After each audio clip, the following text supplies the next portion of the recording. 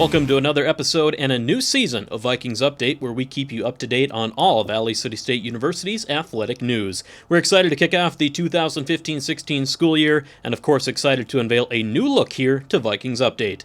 VCSU Century Club also kicking off the fall sports season with the annual Fall Sports Kickoff event Tuesday, August 18th at the Valley City Country Club. Come out for food and drink and an exclusive season preview from our fall coaches, including volleyball coach Adam Longmore, who we will talk with later in today's show. The first sport to begin competition is volleyball, where the Vikings are just days away from their season openers this weekend in Arizona. 4 matches for the Vikings on Friday and Saturday, opening with a tournament at Arizona Christian University. The North Star Athletic Association released its preseason volleyball poll this week, and the Vikings came in at number 7 out of 9 teams in the poll of conference coaches.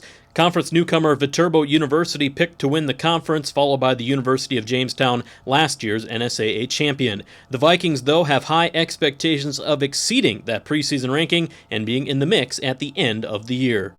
Joined on this week's edition of Vikings Update by Adam Longmore, head volleyball coach here at Valley City State University.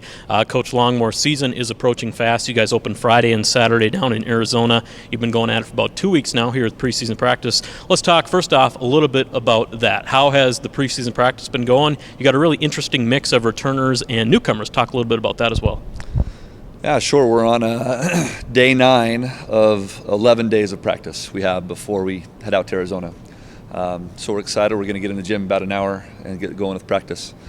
Things have been going well. The heat has obviously been an issue. We've had some hot days.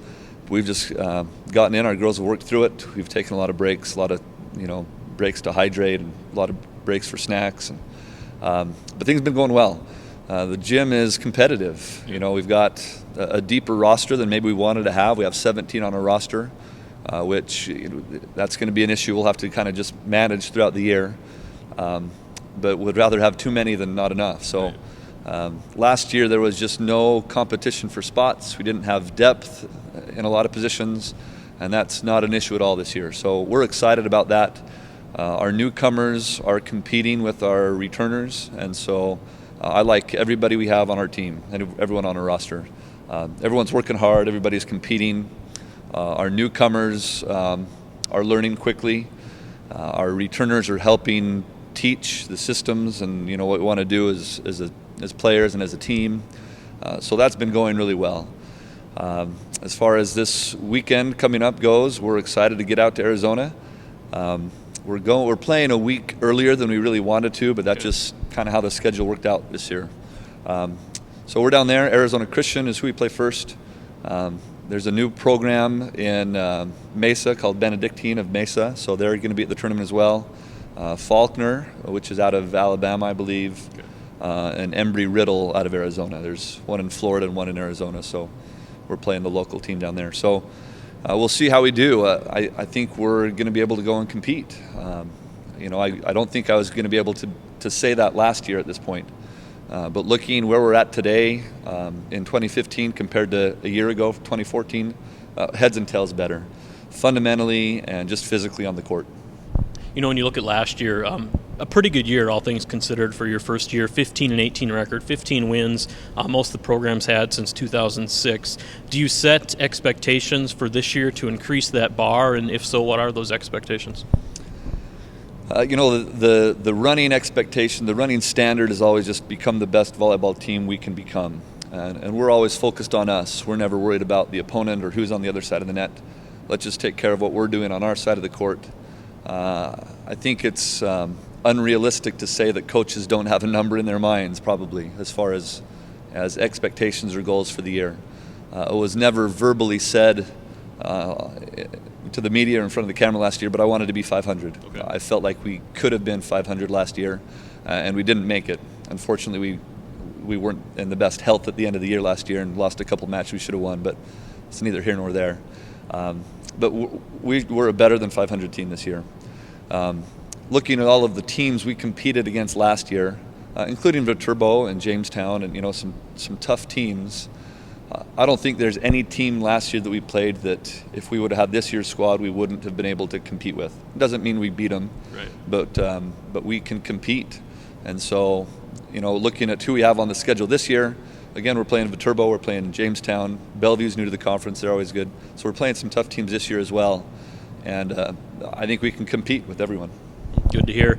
You're on the road the first couple weeks. We mentioned down in Arizona for that tournament. Your home opener is actually a tournament that you're hosting here September 11th and 12th. 4 matches for you guys, 2 games each day. Hosting a lot of matches as well throughout the 2 days. Talk a little bit about that tournament.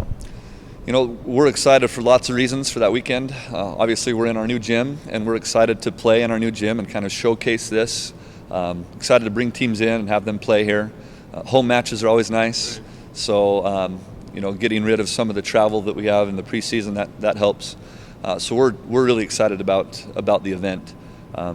It's a co-invitational. Jamestown and us, we're bringing both teams in, and then they're kind of playing at both sites. Okay. So we're excited to both be at home. Every time Jamestown, anybody in our conference beats another team, that's great for our conference. So we're hoping that Jamestown does well. We're hoping that all the North Star teams do well in the preseason. But yeah, we're here. The very first of those 4 matches is against Bemidji State, right. A Division II school and arguably the best conference as far as Division II volleyball goes. So we're excited to have them here. And again, I think we can compete with them. We didn't play a Division II school team last year. We're playing 2 this year. We're at Mary, and then Bemidji's here. Okay. So we're excited for that kind of competition. I think that's going to help gear us up for conference. Regardless of the outcome of that match, we're going to be a better team for playing them. Then Great Falls, Montana Northern, we're excited that they're coming. Of course, we're going to have Waldorf here as well. So it'll be a good weekend. We're excited to see what we can do. Should be a fun weekend, should be a fun year, another great year of Viking volleyball. We are looking forward to it. Coach, good luck this weekend, and of course we'll catch up with you throughout the year. Okay, thank you very much. Viking cross-country athletes are reporting to campus this week as the cross-country and track and field teams enter a new season under a pair of new coaches. Chris Johnson, who received his master's degree from the University of Marion Bismarck, has been hired as head track and cross-country coach this year. Also joining the staff is Nick Wilson from Rio Grande University in Ohio. He will be the primary assistant for the track and cross-country programs. First cross-country meet still a few weeks away. Vikings opening September 11th with a twilight meet at MSU Moorhead. We'll talk with Coach Chris Johnson about his team here on Vikings Update prior to that meet. Viking golf also starting the season soon. Head coach Jamie Parus' squad planning to open the season Wednesday, August 26th with a one-day meet at the University of Jamestown at the Jamestown Country Club. It's a busy fall for golf as they're expecting to play anywhere from 6 to 8 tournaments before winter. Viking football has been hard at work for the past 2 weeks with fall camp reported in early August and have been going full steam ahead trying to prepare for the August 29th opener. Vikings, they've won 4 conference titles in a row, including a perfect run through the North Star last year. They'll no doubt have a bullseye on their backs again this year, and we'll talk with head coach Dennis McCulloch about that and more on next week's edition of Vikings Update. The opener is coming quick. VCSU begins the season August 29th. That's a Saturday at the University of Jamestown. Season opener for both teams. It is a non-conference game, kickoff set for 1 p.m. The Vikings have been picked to repeat as conference champions by the NSAA coaches. VCSU received 5 out of 7 first-place votes in the preseason coaches poll. Dickinson is picked to finish second, followed by Jamestown in third. Nationally, the Vikings continue to receive some love after qualifying for the NAI playoffs last season. VCSU ranked number 17 in the nation in the NAI preseason coaches poll. A potential top 20 matchup looms on VCSU's schedule as they will host number 20 Robert Morris on Saturday, September 12th. That will also be VCSU's home opener. Should be a great day of football at Shelley Ellig Field. That's it for this week's edition of Vikings Update. We'll be back next week with football head coach Dennis McCulloch and our first results of the season.